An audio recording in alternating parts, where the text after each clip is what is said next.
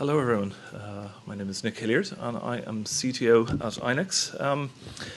We're located over there in Dublin, to be precise. It's curious, this is a map of Europe from the year 912 AD, and you can see that Britain and Ireland are the only sort of countries which have remained more or less the same shape during that period. You know, we're an island nation, and you know we have things that we're proud about, like good quality airlines, a good strong currency, and we have a financial sector that I think is worth boasting about. But most of all, we love a good street party. But of course, we're not really here to talk about that. We're gonna talk about quality communications. And making things better. Now, just very briefly about INEX. We've been around for a couple of years. 57 peering members, 45 gig traffic peaks, no graphs of up and to the right, and we've almost got 5 points of presence, but not quite. We're just waiting on some contractual stuff for our final point of presence. I don't want to talk to you about this, so instead I want to talk to you about internet service provider stuff, specifically real-time black holes. And this here is, you know, your typical service provider, which is grossly simplified. So you've got your transits on one side, and you've got your customers on another, and somehow in the middle there's this big blob that we call the service provider network. And sometimes bad things happen. You get hot links, you get, you know, sort of a huge amount of bad traffic in from, you know, one or more transit providers, typically heading to or from one or more customers. And this causes quite a lot of trouble, actually. The first thing is that, it costs money. I mean, if you're going to be pushed over your 95th percentile for a month, you know, that's causing a direct cost in your bottom line. It's going to cost manpower as well, because you know, you have to deal with it. You have to make sure that it's not affecting other customers. Makes your customers sad because they're going to get their service trashed. It's going to be no good for them. If it's bad enough, it can trash your internal network as well, and that can cause really serious problems, because going on from just, you know, having one sad customer in one part of your network, you can have angry customers in another part of your network who sort of ring up your support you know, lines and use them as an agony aunt to, you know, take out all of their neuroses about how bad the internet service quality is. And this is not good. This causes people to be very upset and very sad. So we have to try and deal with it, but to deal with it, we have to quantify the problem first. So there are 2 types of attacks that we're going to try and deal with: the smart attacks and the dumb attacks.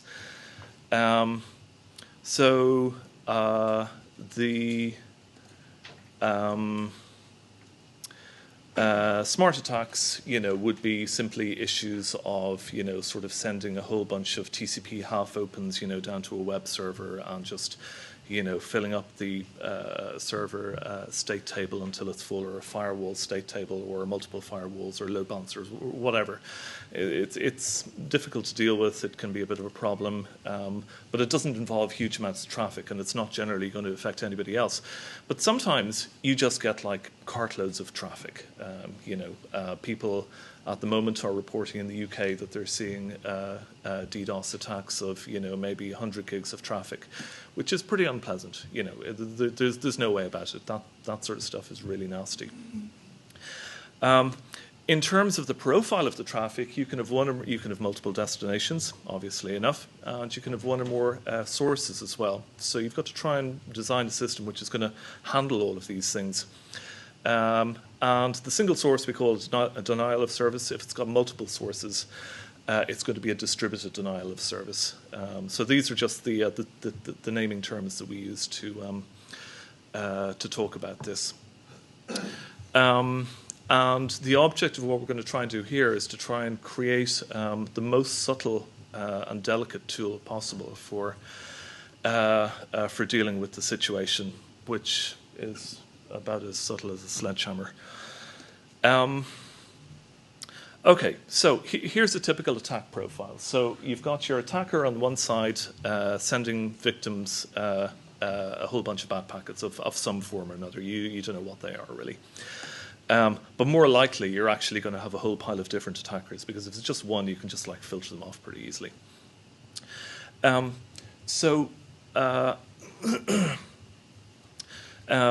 The obvious thing here is to sort of set up a configuration on your network that's going to allow you to drop packets, to the destination address, because that's actually pretty easy. You can just put in a null route on your routers, and that'll work pretty well. But actually, probably what you'd like to do is try and define some system to block out the source addresses of all the attackers that are coming in. You need to be a little bit careful about this, obviously, because if the source addresses are spoofed, and say they're spoofed to be internal, router IDs or root name servers or whatever, you've got to be, you've got to be subtle about this. But anyway, let's take the destination address situation first. It's really simple.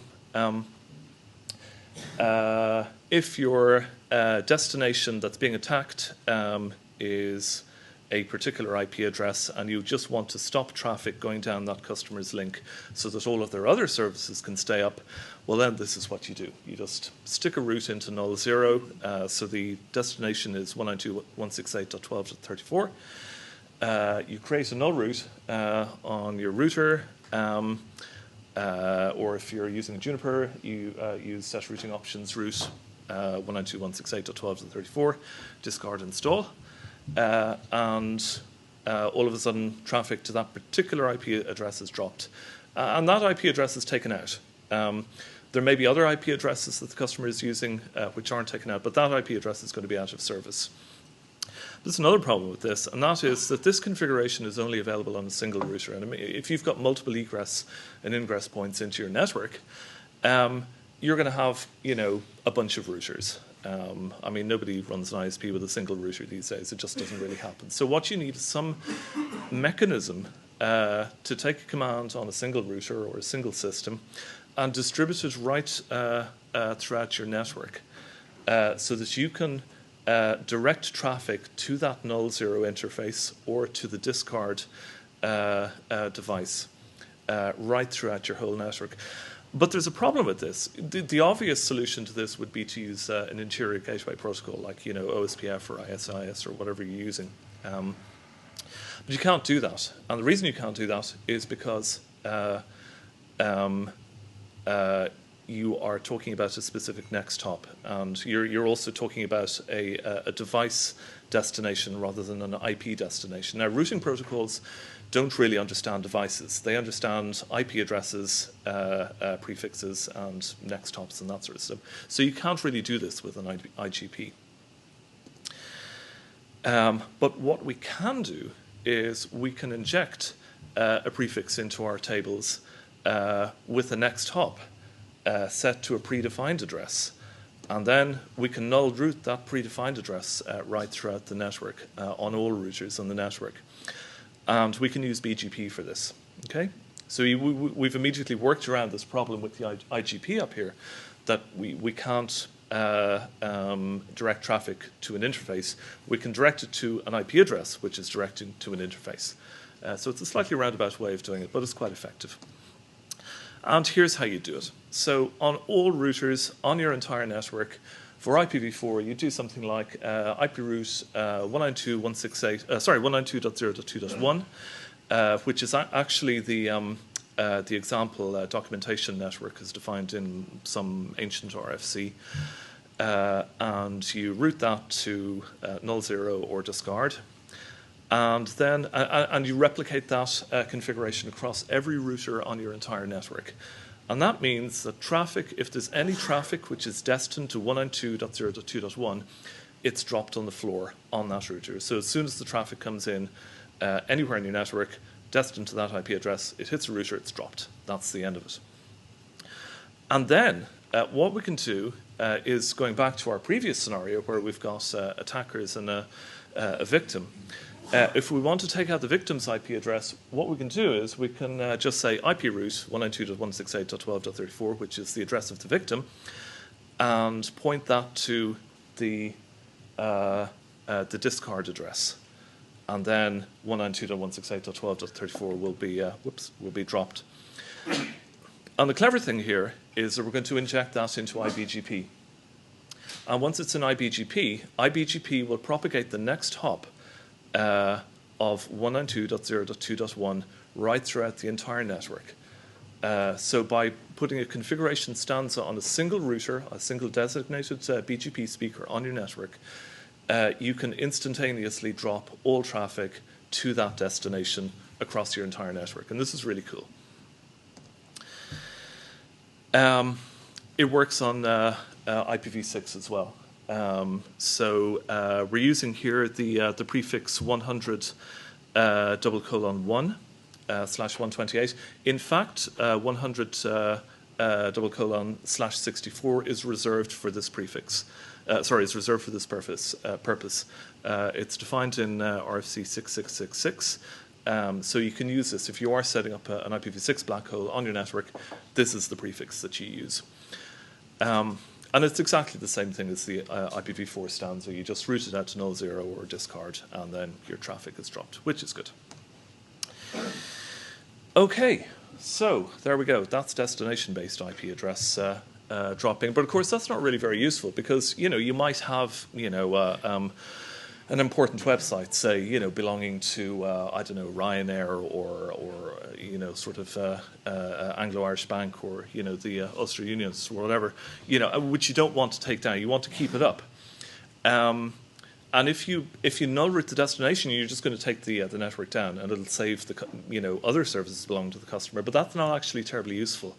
If you take out Ryanair.com, they're going to get pretty narc pretty quickly. So what you really want to do is you want to block the source IP addresses, the addresses of the attacker hosts up here. And to do that, we use unicast reverse path forwarding, URPF. And that's tied into the null or discard prefix. Now I'm going to give a quick refresher on URPF here because most people kind of know what it is, but just for the benefit of those people who have meant to configure it on the network just haven't got around to it. The way it works is that let's say you've got your service provider network here, and you've got an interface to a third-party network here with your customer in this particular instance, and the customer sends you packets, okay, and good network hygiene demands that if they're sending you packets, that you actually only want to receive packets with a source address which belong to them. Okay, because if they're sending, say spoofed IP packets, say like belonging to the root servers or, to some other service out there, well then that's going to cause problems. So you don't want them to allow them to do that. And URPF provides this mechanism. So what it does is, whenever it sees a packet coming in from an interface, it will check to see if there is a corresponding route for that for the source IP address on the router. And if there is a corresponding route, it'll say, well, actually, I know how to deal with traffic going back, so we'll leave that traffic through. But if there's no corresponding route on the router, like say it's RFC 1918, it'll say, well, hang on a sec, that's rubbish traffic, you shouldn't be sending that anyway, so we'll just drop that on the floor. And there's actually two modes. That's loose RPF that I've just described, but there's also strict mode RPF.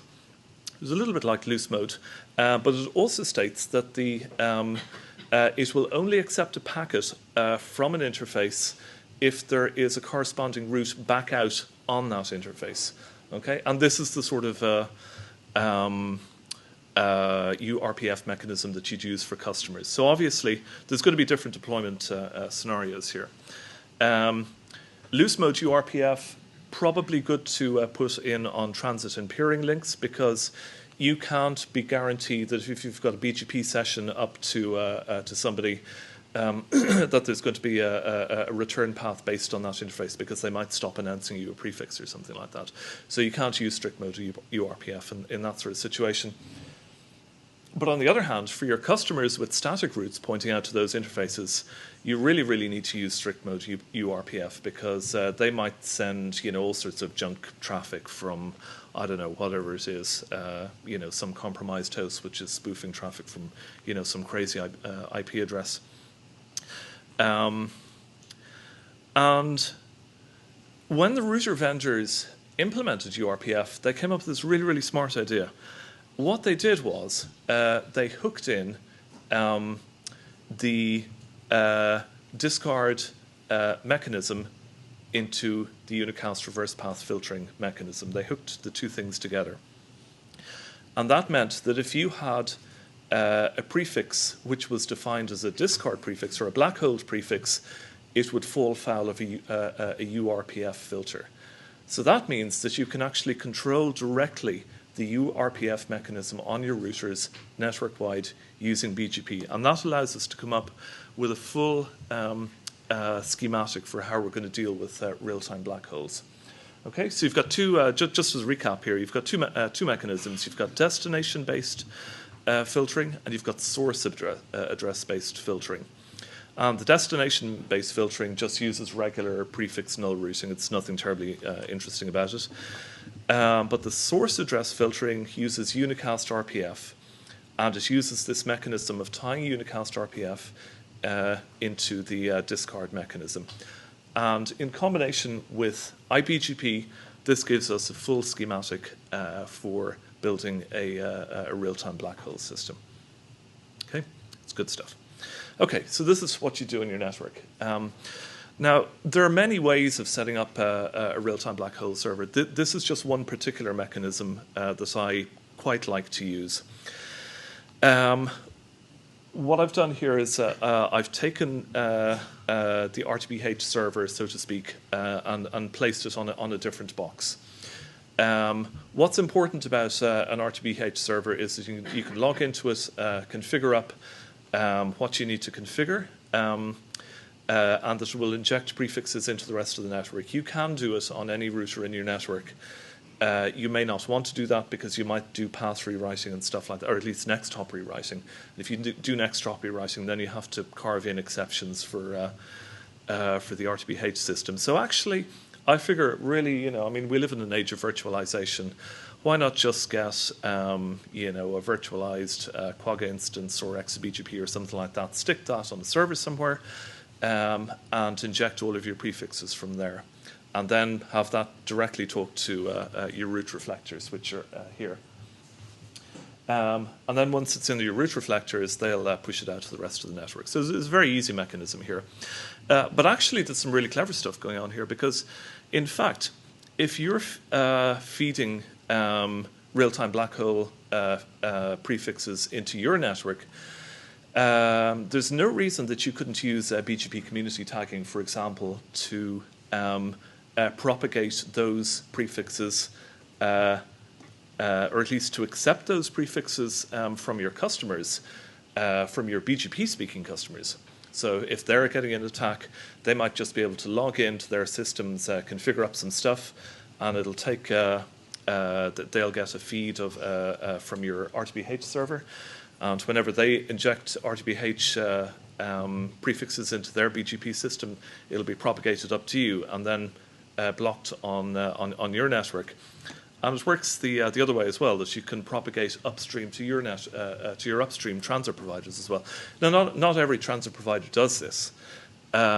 Most of them do, and there are various mechanisms that they use. Some use separate RTBH servers. Some will take the RTBH feed on your regular BGP session. So there's various ways of doing this. But this is fully standards compliant. It works everywhere. There's no major problem. It's actually defined in an RFC, which is 5635, which is supplemented by 6666, which is good. Very fast. It's widely supported. And also, actually, there's another advantage that just struck me while I was writing these slides. It gives networks a really good business reason to implement BCP38. And BCP38 is all about not accepting junk traffic from your customers. and this is to sort of block out spoofed traffic. And spoofed traffic is a major plague on the internet, in fact. And some management, ISP management, would be of the opinion, well, we don't really want to do that because, you know, if we do that, we might upset our customers, or they sort of depend on it for, you know, for some other reason, or, you know, they might be using sort of multiple uplinks, like with satellite feeds. There's all sorts of reasons that they might be doing it. But, you know, sometimes management just think, oh, you can't do that. But actually, if you get buy-in on a real-time black hole system, which they can get a very, very tangible benefit from, you can slip this in under the carpet as well. So there's a huge advantage there. Okay. We'll take a quick look at the client configuration here. This is going to be your Cisco configuration, and this is going to be the configuration on all of your edge devices throughout your network. So your customer edge and your transit edge. So what you're going to do is you're going to dump 192.0.2.1 and 100:1 into null 0. And depending on which particular type of connection it is, you might want strict mode URPF or loose mode URPF. It just depends. You also probably want to stop ICMP unreachables from happening. So if you just go into interface null 0 and block out unreachables, that would probably be a good thing. This works in UKNOF just as well. Now, these two lines at the bottom, those actually only work on MX and T series on UKNOF12 or above. Otherwise, you kind of are forced to use strict mode URPF, which is a bit of a drag. But that's the syntax that you would need to use. So you can see that it's not a huge change on your routers in terms of actual configuration. It does change the nature of your network a little bit, but you know it's pretty easy to configure up. A couple of implementation notes here. The first thing is that different items of hardware treat URPF differently. If you're running a software router, like say, you know, a Cisco 7200 or something like that, you probably shouldn't be doing that on an ISP network anyway. But if you are, then dropping stuff on a null 0 interface is actually slightly more expensive, CPU-wise, than actually sending it out to just a disconnected interface. As I said, you probably shouldn't be doing that. You know, these days, if you run a network with a 7200s NPE G1s or G2s, they'll get taken out by the first DDoS, packet-based DDoS that you have. If you're running sub 720s, don't run IPv6 unicast RPF, because that will cause all of your IPv6 traffic to be process switched and your box will fall over. If you're running ASR 9000s, make sure to run XR 411 or greater. It's not supported before that. And as I said before, if you need loose mode URPF with discard support, you need UKNOF 12.1 and either MX or T series. 12.1 is probably a little bit new for a lot of people to consider using, but it'll mature in time. A couple of implementation notes. A lot of people actually set up real-time black holes, but they get the next hot bit of it wrong. And when you get the next hot bit of it wrong, it's only the destination-based black holing that works. The source-based black holing doesn't work. So you need to be careful. And one of the easy ways to get around this is to have a separate real-time black hole box of some form. You know, even like a tiny, you know, box like an old, you know, J2350 or something like that. Just some box that, you know, you have away in the corner. You just log in and you configure it. It's actually quite good as well, because if you're an organization with a slightly larger NOC with, you know, sort of a separation between design, engineering and NOC operations, then you can give your NOC direct access to the RTBH server without having to give them, say, write access into your route reflectors or something like that, which is probably something you wouldn't want to do for a generic NOC. there's no reason that you can't use any of the open source BGP stacks. They all work fine. Quagga, Bird, ExaBGP, they're fine. And obviously, just don't filter the wrong source address, because, you know, if you're looking at your NetFlow stats and you see traffic coming in, you know, from some IP address, you know, and then the next thing you just kind of, you know, you're on automatic mode. It's 3 o'clock in the morning. You feed that into your RTBH server. It takes your network down. Then suddenly you realize that you've actually blackholed the IP address of some of your route reflectors on that part of your network. Because some attacker has actually been smart about your network, or they have some inside knowledge. So you do need to be careful about that. You know, it's possible to do an awful lot of damage, which is why we have subtlety level equals sledgehammer here. Okay, so that's the client configuration. In terms of server configuration, I'm not going to go through the server configuration because it's actually too long to go through in a talk like this. But what we've done at INEX is we've built configuration for JUNOS and IOS for client, both client configuration and RTBH server configuration. And also Thomas Moijan has provided ExaBGP configuration.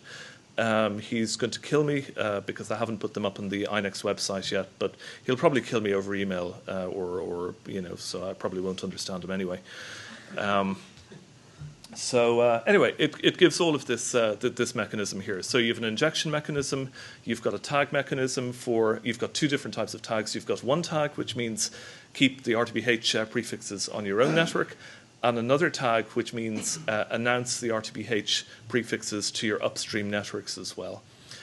As a policy, it accepts host prefixes only. You have to inject individual /32s or /128s. It won't accept anything larger than that, because if you're doing anything larger, you know, you could end up like taking out large chunks of your network, and you probably don't want to do that. There's IPv4 and IPv6, which is good. There's a bit of uplink configuration for your transits and downlink configuration for customers. It's all documented on the, at least on the Cisco example. And it includes the trigger configuration. And that's all here. www.inex.ie/RTBH. And feel free to use them, modify them. If you have any comments or if you find any bugs or anything like that, by all means, let me know. The configurations are actually being used on pretty much unmodified on real servers at the moment. So they do actually work. They have been tested. Does anybody have any questions? Greg? Someone got a microphone? Oh, okay. Hi, Greg Choules, 3. I've been looking at Cisco's RPF for a while. Strict RPF, okay, but it's not very practical in a multi-home customer situation, because as you say, you might get asymmetry, and so that kind of knocks that one on the head. And in a multi-home situation, if you sort of downgrade it to loose RPF, if you actually go through the what-if scenarios, it turns out to be pretty useless, because you know, if a customer can spoof any address that happens to be in your routing table, then RPF isn't going to do anything about it. Or even if you have a default route, that's even worse. The mechanism doesn't actually match against the default route on iOS. I would agree absolutely that for multi-homed customers, this is a real problem. The only way to go about it in that sort of situation is probably to use inbound ACLs. It's real drag because you end up with maintenance issues, and you know, when they start announcing new prefixes and stuff like that, you have to go through everything. There's no good solution for that. It is a sledgehammer approach. It has its drawbacks. It has its weaknesses and drawbacks. It will deal with a certain category of problems, and will deal with those quite well, but it doesn't deal with every situation. Unfortunately, that's one of the situations it just doesn't handle terribly well. So yeah, you're absolutely correct in that. Okay, any more questions?